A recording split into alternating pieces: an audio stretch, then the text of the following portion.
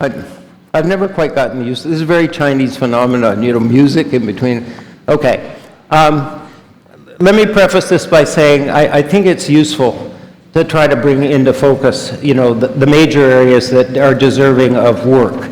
And by work, we mean serious attention on the part of researchers, policymakers, lawyers, all the people that, are working on it. The second thing I want to say about this is that we are still discussing the details of the content of this. In fact, we got together last night and began this discussion, and we haven't finished it. So the color commentary on this will come in the next few days, but we need to flesh this out. But I think we're reasonably confident that these 10 areas that I'm going to highlight very briefly for you are areas that are deserving of attention. Now, there may be others, and we're certainly willing to entertain additions and subtractions. Now, why am I here? Never mind. This is the preamble. We believe that digital technology is fundamentally changing our economies and our societies, and that we're not very well prepared in many dimensions for this kind of very rapid and, in some respects, disruptive chain. And here you have a partial list of the technologies that are having this impact. And so we believe that it's imperative that we bring together expertise and study these things, bring them into focus conceptually, and then start developing suggestions, plans, and so on for adaptation. We also think that this process, because it is going so fast, is outpacing the research in economics and related areas on the social impacts. So these questions are, we think, urgent and immediate. Area 1.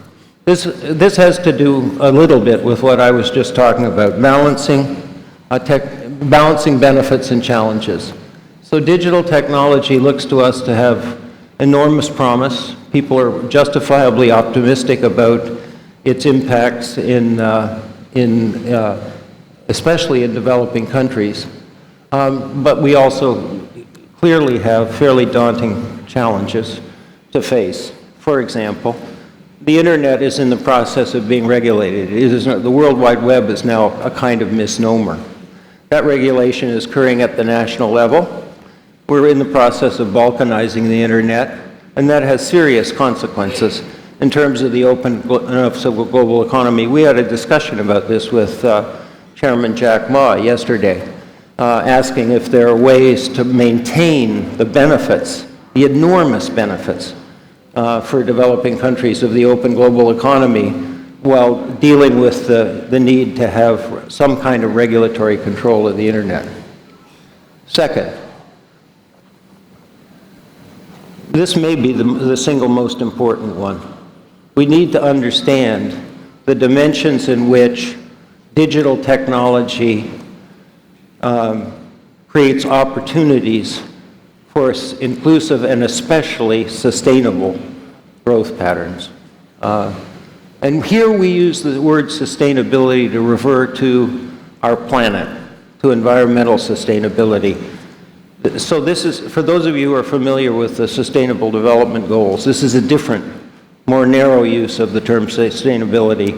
In the UN context, sustainability has multiple dimensions having to do with inclusiveness and so on, but we think that kind of confuses the issue.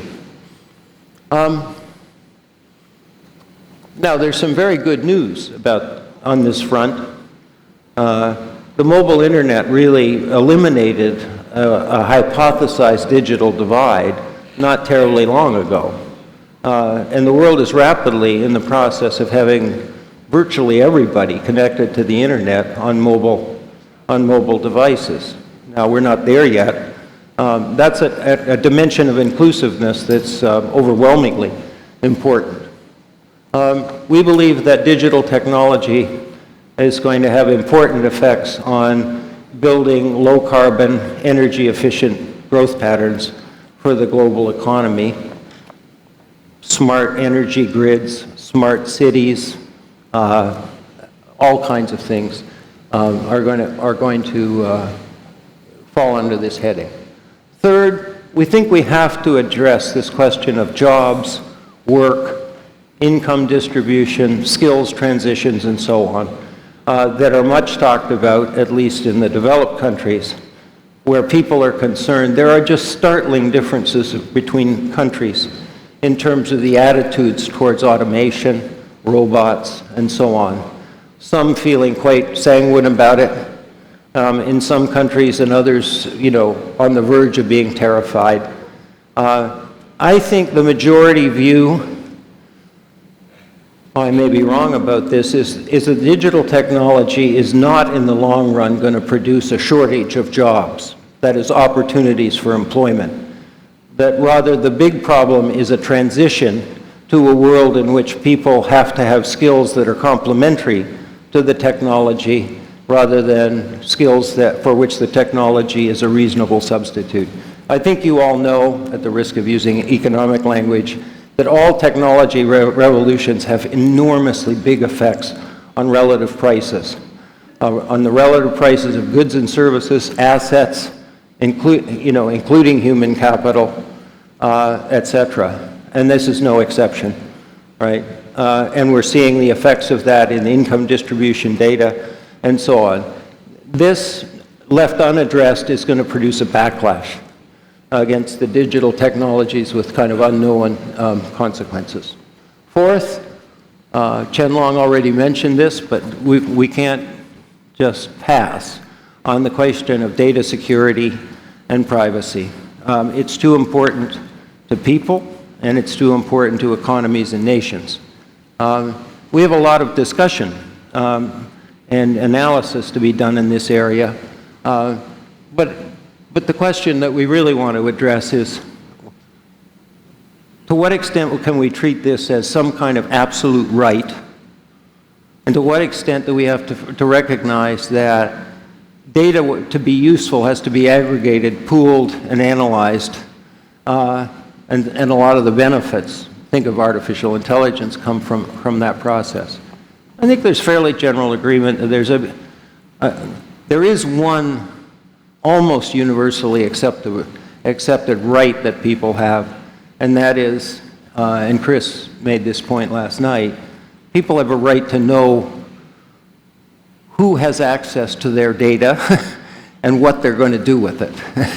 And they probably have the right to say, I'm not going to participate in this, bit of technology if they don't like the answer to that question. There's a lot of research. I was reading something last night on, we're at the first anniversary of the European data, privacy regulations, and so there's a lot of study. It's a little worrying. I mean, they ask people in various countries, have you ever heard of the GDPR? 61% say no, another 30% say, I've heard of it, right? Now, this isn't necessarily fatal. It may take a long time to get across that you have rights and you ought to actually pay attention to exercising them. But that's the kind of thing we have to dig into. I think there's also a dimension of this that has to do with the use of technology itself to protect privacy and secure data.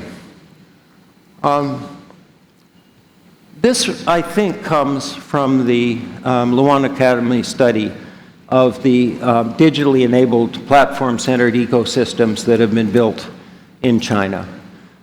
So we think that there is in some sense, a new form of economic organization. That markets surrounding and coordinated on a digital platform have the capacity to coordinate economic activity that we thought markets didn't do before. That we thought that's the reason Coase told us that these activities went inside a corporation. Now this is the start of this, but we think this is on a kind of longer time horizon at a much more fundamental level, a really fundamental set of questions that deserve to be researched and looked into. Governance and regulations. I'm not sure there's a whole lot to say about this. I mean, in the sense we've already talked about it, right? You know, the days of the internet's all good and we don't have to touch it. Every once in a while we have to revise the protocols, you know, so we can have streaming data and all that kind of thing. Those days are just plain gone. There's too many worrying issues. The impact of communication on the internet, on social media, on political and social processes. Not well understood, but lots of people are worried about it.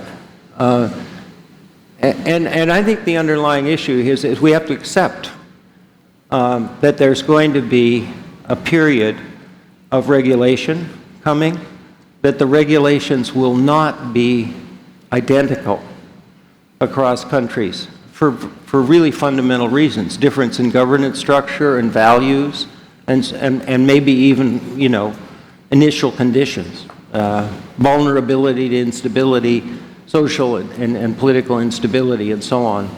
But these are pressing questions, and lying behind this is, can we find governance patterns that don't muck up, don't interfere with the benefits?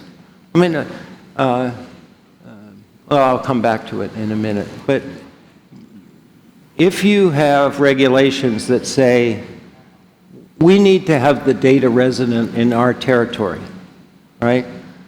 Then, and you have, we need to screen the content, you know, in pursuit of legitimate aims, political and social stability. And then you ask yourself the question, well, how are you going to run these global supply chains that are built on digital platforms? And there's no answer. There's a very specific version of this right now. In China, there's a really fairly elaborate program in the south, the so-called Pearl River Delta, you know, to build a kind of economic ecosystem in the Bay Area, right? Hong Kong, Macau, and Guangdong province. In order to do that, you know, to build financial centers that are integrated and business centers that are integrated and built on digital platforms, the data prohibitions, transport prohibitions between the mainland and Hong Kong are going to have to be relaxed. I mean, you just can't have a, you know, an ironclad firewall between them. So there's a bunch of people working on figuring out whether that's possible. I think you get the idea. Inclusive digital finance. Should probably ask Bank to come up and talk about this. But we have been struck, again, by experience in China and around the world that access to financial services enabled by digital platforms is a key element of inclusiveness in growth patterns. So you have the ability to extend credit on digital platforms to people who are simply blocked out of the traditional credit systems. Bank credit assessments are A, too expensive, and B, not reliable enough to extend credit. I attended yesterday morning a meeting of, or a conference held by my bank. My bank is an entity 30% owned by Ant Financial that makes loans to small and micro-sized businesses. And it's really very impressive. There are 100 million of those in China. The average number of employees is 3. This entity is 4 years old. Thus far it's reached somewhere between 15 and 17 million of those businesses to extend credit. Amounts are small, terms are reasonable. They seem to be having a very big impact. And I was really struck by the supply of related services. So sometimes these companies need a little help with some new technology and some financing to get it installed. My bank and their partners are getting a good job done. I think that the potential here on a global basis, but especially in a full range of developing countries, middle-income countries, but especially the early stage countries so we want to really dig into this. The eighth one is international digital cooperation. So we have this pattern of regulation, coming at the national level. Basically, this is my internet and you can have yours, and then we'll see if we can connect them somehow. But there is an enormously important question of whether, as economies and commerce and business transition onto digital platforms, whether we can rebuild the open global economy that we've had in the past and that's benefited so many millions, hundreds of millions of people in the digital world. We talked about this with Jack Ma yesterday, and he had some very interesting, and I would call them optimistic ideas, about how you get this done. A quick summary would be sort of ignore the governments for now and go get it, just do it.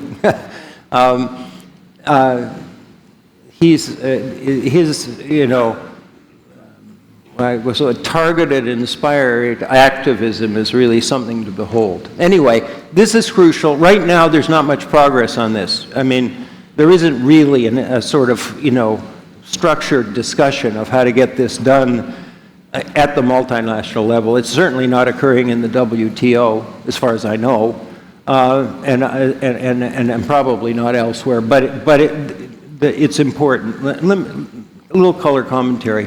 The world is moving away from, for at least a time here, from multilateral structures, in part because of the position the United States has taken. Well, bilateralism works okay. It may not be ideal, for the big players like China and the United States and India and Europe acting together and so on. But it doesn't work well for small, poor countries. And there's still a lot of them. And there's probably 1 billion people living in them. So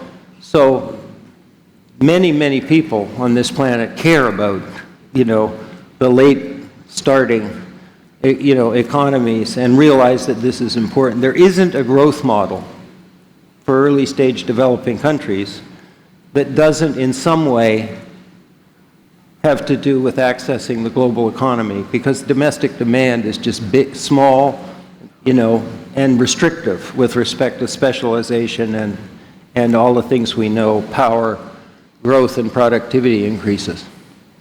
So this is important. Not everybody is going to engage in every one. Cognition and learning. I think the issue here that we think is important is twofold. Do we know enough about the way digital technologies affect cognitive development? There's one sort of strand.